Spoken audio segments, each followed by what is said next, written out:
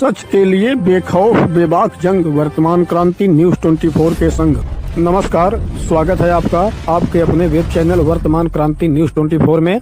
हम चाहते हैं मिल कर रहे, लड़ाई झगड़ा न हो।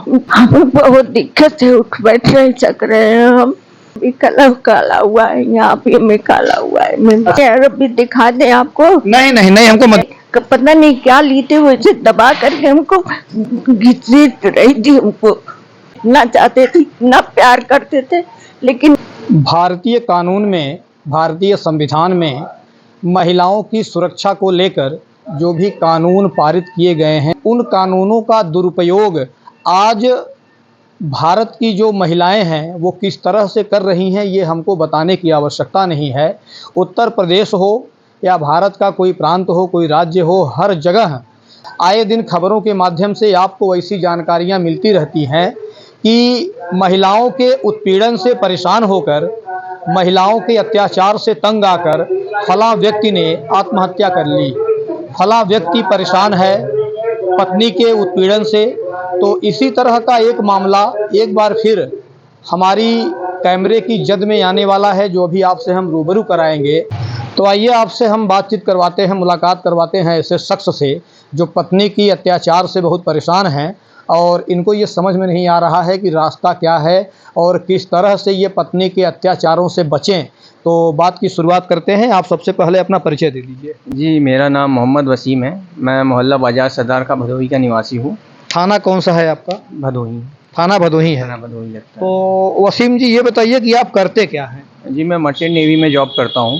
मैं मर्चेंट नेवी में जॉब करते नेवी में जॉब करते हैं, प्राइवेट सेक्टर है, उसमें मैं खाना बनाने का काम करता हूँ। अच्छा, कुक का काम करते हैं। हाँ, कुकिंग का काम। तो क्या समस्या है आपकी? समस्या ये है, मैं तो ड्यूटी पे चले जाता हूँ, 8 महीने 9 महीने मैं बाहर रहता हूँ। वहाँ से आने के बाद घर पे आता हूँ तो यही सब झगड़े मचे रहते हैं घर के माहौल के हिसाब से। बीवी को बोलना है कि अलग लेके रहें, तो हमारी मम्मी बोलते हैं हमारे घर में है कौन कि अलग लेके रहेगा। तो हमारी मम्मी से लड़ाई झगड़ा चलता रहता है, कुछ ना कुछ होता ही रहता है वाद विवाद। तो सामने से भी इस तरह मम्मी को बेल्ट वगैरह भी उठाया गया मारने के लिए। तो हमने एक बार तो मामले को शांत कराया, भाई अपनी इज्जत की बात होती है, इस वजह से कोई बोलना नहीं चाहता है, लेकिन बार बार यही सब मामला सामने आता गया।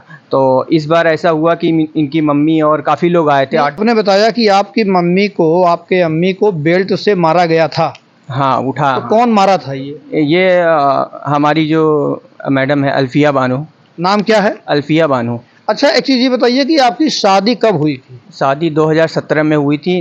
कहाँ हुई थी? नाला सुपारा मुंबई में हुई थी। बिना दान दहेज की शादी हुई है। इसका भी सब कुछ है हम लोग के पास कि लड़की गरीब थी, हम लोगों ने बस शादी करा लिया। अच्छा, रिकॉर्ड है? हाँ, रिकॉर्ड है उसका। दान दहेज नहीं लिया गया? नहीं लिया गया था। तो शादी कहाँ हुई है? नाला सुपारा मुंबई में? हाँ, नाला सुपारा मुंबई के प्रगति नगर में शादी हुई थी। और लड़की के परिवार वाले कहाँ रहते हैं? लड़की के परिवार वाले पहले मुंबई में ही रहते थे, अभी वो यहाँ पे आ गए हैं। ऊंचाहार उनका मुकाम था, ऊंचाहार रायबरेली। ऊंचाहार रायबरेली? हाँ, ऊंचाहार रायबरेली में दर्जी मोहल्ले में वार्ड नंबर 9 में रहते हैं वो लोग। तो यानी ऊंचाहार में रहते थे और मुंबई में रहने के दौरान आपका उनसे शादी हो गया? हाँ, हमारी मतलब सिस्टर वहीं बगल में रहती थी, उन्होंने देख रेख कराया, बोले लड़की अच्छी है, कर लीजिए। तो हो गई शादी, सब कुछ बता के हुआ, सब कुछ हुआ। हम लोग को दान दहेज नहीं चाहिए, फिर भी अब ये लोग एक बार पहले भी मुकदमा करी थी तो उसको हमने नहीं, शादी के बाद जब वो यहाँ पे आई तो कब से समस्या शुरू हुई? ये दूसरे साल के बाद से स्टार्टिंग हो गई समस्या। 2 साल के बाद? हाँ, 2 साल के बाद से। तो बच्चे हो गए हैं आपके? हमारे पास पहले एक बेटी पैदा हुई, बेटी अभी 5 या 6 साल की हो गई समथिंग। और बाद में ये फिर केस कर दी थी बेटी होने के बाद। बेटी होने के बाद हमको अलग लेके रहो, ऐसा ऐसा है। तो हम क्या, ऐसा तो आपकी पत्नी ने केस कर दिया? हाँ, केस किया था। बाद में हमने किसी तरह सुलटाया उसे, तो ये खुद भाग के चली आई थी उस बार। तो फिर जाके हमने मामले को कोर्ट से सुलहनामा करवा के विदाई करा के लाया। तो इस बार फिर आई, जब विदाई करके तो थी, अच्छे से रह रही थी। उसके बाद एक लड़का पैदा हुआ, तो लड़का इन्हीं के घर पैदा हुआ ऊंचाहार में। उसका खर्चा वगैरह मैं मैनेज करा, सब कुछ दे रहा था। तो फिर ये घर पे आई, मैं ड्यूटी पे था, तो वापस आया, मैं बच्चे को रखा भी यहाँ पे, सब उसका हकीका वगैरह किया, मुसलमानी हुई। उसके बाद फिर ये पता नहीं क्या हुआ, किस बात पे लड़ाई झगड़ा हो रहा था। तो मैं पहुँच गया, मुंबई में था, मुंबई से आया एक दिन पहले। तो ये दूसरे दिन इनकी मम्मी आ गई अचानक से। रमज़ान का टाइम था, फेस्टिवल था सामने। अब ये बोली कि हमको घर जाना है। हम बोले भाई क्यों जाना है, सामने फेस्टिवल है, एक तो हमें मिलता नहीं 30 त्यौहार, ये पहला त्यौहार पड़ रहा है ईद का, रुक जाओ घर पे। तो बोलती है नहीं, हमें रुकना नहीं है, हमें जाना है। तो हमने भी कुछ मानी लोगों को बुला के सामने से मतलब बातचीत करके इन्हें सुलहनामा पे साइन करा के भेज दिया। तो अब ये चली गई। वहाँ जाने के बाद मैं भी अपने ड्यूटी पे चला गया और इनकी मम्मी बोल के गई 10 दिन बाद पहुँचा देंगी, तो हम भी उसी आश्रय में थे कि 10 दिन के बाद आ जाएंगी अपने आप। अच्छा, ये विदाई कब हुई थी? ये विदाई हुई थी 3 अप्रैल 2024 को। 2024 को? हाँ। तो जब विदाई हुई थी तो लिखा पढ़ी से हुई थी कि ऐसे मतलब मौखिक रूप? नहीं, मौखिक लिखा पढ़ी हुई है। उसका अच्छा, लिखा पढ़ी हुआ है। उसका पेपर ये है, उसका एक कॉपी। अब जैसे आप समझिए कि ये बता रहे हैं मोहम्मद वसीम हैं ये, और हम जहाँ खड़े हैं ये सरदार खां मोहल्ला है, कोतवाली भदोही है। और ये बता रहे हैं कि शादी के बाद जब इनकी बेटी हुई तो इनकी पत्नी ने इनके ऊपर केस किया और बाद में फिर उसने सुलह भी किया। और जब इनका बच्चा हो गया तो बच्चा होने के बाद पत्नी एक बार फिर आज से साल भर पहले सन 2024 में पत्नी लिखा पढ़ी के साथ अपने घर पे गई और ये कह के गई कि हम 10 दिन में वापस आ जाएंगे। तो लिखा पढ़ी का कागज़ इनके पास है और ये कागज़ भी दिखा रहे हैं। थोड़ा सा कागज़ दिखा दीजिए। तो भी है, उसका रिकॉर्डिंग भी है, पूरा बना हुआ है। अच्छा, रिकॉर्डिंग है? हाँ, रिकॉर्डिंग भी है, हम आपको वीडियो में दिखा दें। अब जैसे आप जैसे ये समझिए कि जो आप कैमरे पे देख पा रहे होंगे कि लिखा पढ़ी का कागज है जो इनके पास ये कागज है और उसमें लड़की की माता का भी सिग्नेचर है पूरे लिखा पढ़ी के साथ और गवाहों की उपस्थिति में लड़की की विदाई हुई थी। ठीक है, इसको आप रख लीजिए। तो ये बताइए कि जब ये विदाई हो गई तो फिर विदाई होने के बाद फिर क्या हुआ? विदाई होने के बाद वो लोग चले गए। बाद में बातचीत करने के लिए मैं कॉल पे कॉल करता रहा, भाई हो गया है, विदाई करिए या आने वाले हैं। तो बोलते हैं नहीं, आके लिवा जाओ। तो हम बोले देखिए हम तो ड्यूटी पे चले आए हैं, तो अब कोई घर में है नहीं, देख रहे हैं आप हमारी बूढ़ी माँ है या तो भाई है, वैसे तो जाएगा कौन लाने के लिए। तो इस बेस पे मामला चलता गया और वो लोग फिर बात कराना ही बंद कर दिए। हाँ, साल भर हो गया, मेरे बच्चों से बातचीत नहीं करा रहे हैं और बीवी से भी बात नहीं करा रहे। बीवी अगर छुप के बात कर ले तो उससे फ़ोन वगैरह छीन लिया जाता है, उसके पास फ़ोन ही नहीं दिया गया है। तो यानी इसमें आपकी जो सास हैं उनका भी हाथ हो सकता है क्या? सास का हाथ है, उनकी बहन का हाथ है। उनकी बहन का अभी 4 महीने पहले डिवोर्स हुआ है, उससे भी कुछ पैसे ले दे के उस मामले को रफा दफा किया गया है। उसका आपकी जो पत्नी है उनकी बहन का डिवोर्स हुआ है? हाँ, डिवोर्स हुआ है अभी 4 महीने पहले। हाँ, वो भी खास उनके खानदान में शादी हुई थी। साली अगर डिवोर्स ले ली हैं हाँ, तो क्या जैसे पैसा वैसा भी ली है क्या? हाँ, पैसा वहाँ से कुछ वहाँ से प्राप्त हुआ है उन्हें। हमें सुनने में आया है कि 1.25 लाख 1.5 लाख रुपए पाए हैं। 1.25 लाख 1.5 लाख? हाँ, 1.5 लाख समथिंग मिला हुआ है। तो जो आपके ऊपर केस किया गया है आपके पत्नी के द्वारा, तो क्या उसमें क्या मांग की गई है? हमसे मांग अभी तक तो डिमांड कुछ नहीं कर रहे हैं। उनसे ये है कि वो बोल रही हैं अलग लेके रखें या तो फिर कोर्ट से विदाई कराएं। तो हमने अपनी तरफ से, जब से मैं आया हूँ ड्यूटी से छुट्टी पे, तब से मैंने बहुत पूरी कोशिश की है। 2 बार मैं गाड़ी से जा चुका हूँ विदाई कराने के लिए, उन्होंने मना कर दिया, बोले कोर्ट से आओ। तो एक बार कोर्ट में भी गया, बातचीत करना चाहिए हमारी बीवी, लेकिन उनकी मम्मी ने बात नहीं करने दिया। और यानी इसमें सारा हाथ उनकी मम्मी का है? हाँ, उनकी मम्मी का, उनकी बहन का है, उनके भाई का है। भाई वहाँ अभी मुंबई में रहते हैं, ताहा नाम है, मोहम्मद ताहा इदरीसी। वो बोल रहे हैं हम आएंगे तो देखेंगे मामला क्या है। और इनकी मम्मी धमकाती हैं कि हम तुम्हारे घर को कुरुक करा देंगे, ये करा देंगे, जो कि मामला एकदम साफ है। भाई आप विदाई करके ले गए हो, हम रखना चाहते हैं, आप रहना नहीं चाहती हैं, तो मामला क्या है, क्यों आप कोर्ट में चढ़ी हैं? जैसा कि ये बता रहे हैं कि माता जी हैं इनका, मतलब इनकी, और एक भाई है इनके अलावा घर में कोई है नहीं, तो झगड़ा झंझट होने की कोई बात हो नहीं सकती है। फिलहाल हम माता जी को आपको दिखा दे रहे हैं कैमरे पे और इनसे थोड़ी सी हम बातचीत कर लेते हैं। हम चाहते हैं मिल कर रहे हैं, लड़ाई झगड़ा न हो, हम दूर रहते। आप रोइए नहीं, अपनी बात बताइए, क्या दिक्कत है? हमें बहुत दिक्कत है, उठ बैठ नहीं सक रहे हैं हम, न तो खाना ही बना रहे हैं, कुछ नहीं कर पा रहे हैं हम। वही है, वो बना कर देता है, आदमी खा लेते हैं, बस और कुछ नहीं।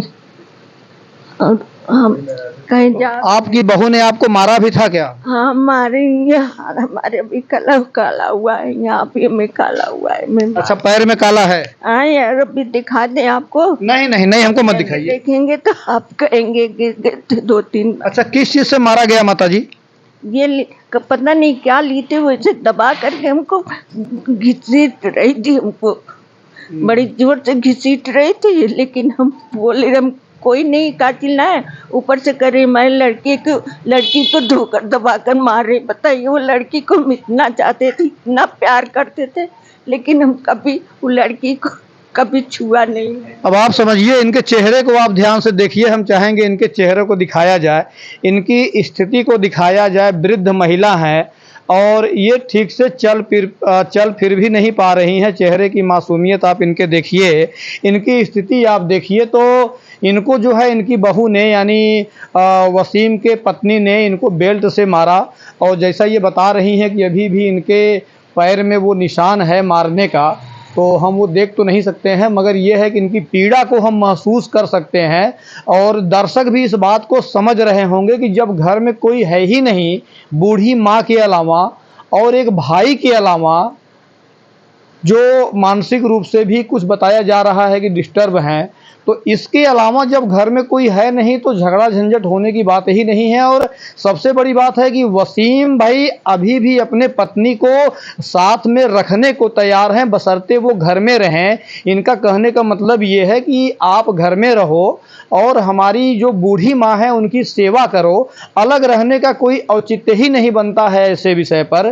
तो अभी जो केस हुआ है वसीम जी, उस पर क्या चल रहा है? उसमें उन्होंने दिखाया है कि हम मतलब दहेज मांग रहे हैं उनसे, इस वजह से उन्होंने केस डाला हुआ है कि 2 लाख रुपए कैश और ये सब हम मतलब उनसे डिमांड कर रहे हैं, जो कि हमारे पास कुछ वो नहीं है। हम अल्हम्दुलिल्लाह अच्छा कमाते हैं, सब कुछ है हमारे पास, हमारा घर बार सब कुछ सही है, तो हम क्यों करेंगे ये सब चीज़ वहाँ पे जाके। अब आप प्रेम पूर्वक वो गई हैं विदा करा के, तो ये केस डालने का मतलब क्या होता है? अब आप समझिए कि ये भारतीय कानून की मेहरबानी है। हमारे यहाँ जो कानून है, महिलाओं की सुरक्षा के लिए जो कानून बनाया गया है, उसकी मेहरबानी है कि महिलाओं के हाथ में सबसे बड़ा हथियार दे दिया गया है संविधान के द्वारा कि अगर कोई नहीं कुछ बन रहा है, कोई सूझ नहीं रहा है रास्ता, कोई मामला मिल नहीं रहा है, तो सीधे सीधे आप लड़के पर, लड़के के परिवार पर एक आरोप लगा सकते हैं कि हमसे दहेज मांगा जा रहा है। मर्चेंट नेवी में काम करने वाला युवक जो आपके सामने बैठा है, माता जी का चेहरा भी आपने देखा, उनकी कंडीशन भी आपने देखी है, तो ऐसे कंडीशन में दहेज मांगने की बात ये गले से हजम नहीं हो रही है। लड़का युवक अभी भी अपनी पत्नी को रखने को तैयार है, और बावजूद इसके ऊपर केस कर दिया गया है, मुकदमा लाद दिया गया है। तो पत्नी को तो रखने का विचार है? रखने का विचार है। मैं गया भी था लेने के लिए, बल्कि वहाँ पे पंचायत भी हुई, कोर्ट से नहीं हो पाया तो वहाँ पे पंचायत हुई। वहाँ के माननीय लोग थे, एक सलीम कुरैशी करके थे, एक इदरीस भाई करके थे, उन्हीं के सामने मंसूरी हैं वो रहते हैं। उन लोगों ने काफ़ी मशक्क़त से समझाने की कोशिश करी, मगर इनकी अम्मी ने उस बात को पलट दिया और बोलती हैं जो भी फैसला होगा वो कोर्ट से होगा, और जो भी होगा हमारा बेटा आएगा वही करेगा। और मुझे मारने पीटने और धमकाते भी हैं कि देखो तुम्हारे घर वर को हम कुरुक करा देंगे, देखते हैं कैसे तुम जा पाते हो, हमारी ड्यूटी पे जाने को रास्ता रोकने की कोशिश, मतलब बहुत सारी चीज़ें वो कर रही हैं। लेकिन अभी तक का हमने कुछ किया नहीं था, इस वजह से हम बोले एक बार थोड़ा सा मतलब इसको संज्ञान में दे दें, क्योंकि हम लोग अभी तक अपनी इज्जत की वजह से हम लोग कुछ बोल नहीं रहे थे। देखिए, जो इज्जतदार आदमी होता है, जो सम्मानित आदमी होता है, वो हमेशा अपनी इज्जत का ख्याल करता है और दबता भी रहता है, इसीलिए कि कहीं उसकी इज्जत ना चली जाए। 4 लोग क्या कहेंगे, 4 लोग क्या कहेंगे, ये सोच में जो सम्मानित आदमी होता है वो मामले को दबाए रहता है कि किसी तरह से मामला निपट जाए। मगर आज अगर इन्होंने हमें बुलाया है, जनता तक, सरकार तक यदि आवाज़ पहुंचा रहे हैं कैमरे के माध्यम से, तो कहीं न कहीं ये बहुत ज़्यादा परेशान है, पीड़ित हो चुके हैं। एक आखिरी बात ये बता दीजिए कि आप जिला प्रशासन से, सरकार से क्या मांग करते हैं, क्या चाहते हैं आप?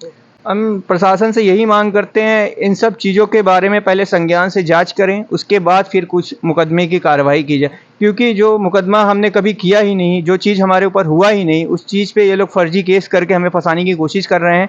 तो ये जो 498 जो ये केसेस है, जो कि महिला पक्ष में दिया हुआ है, उनका एक ऐसा लगता है जैसे हथियार बन के सामने आ रहा है। काफ़ी सारे केसेस मैं पढ़ते रहता हूँ, उसमें भी यही सब सामने आ रहा है। काफ़ी लोग सुसाइड भी कर चुके हैं कि हम तो शिक्षित हैं, लेकिन इनके घर वाले शिक्षित नहीं है, जो कि इन्हें कौन पढ़ा रहा है, कौन ये कर रहा है, ये तो हम नहीं जान सकते हैं। बाकी हमने अपनी तरफ से बहुत कोशिश की, भाई ये 2 बच्चे भी हो चुके हैं, तो उन्हें समझना चाहिए और अपने जीवन को अच्छे से बिताने की कोशिश करनी चाहिए।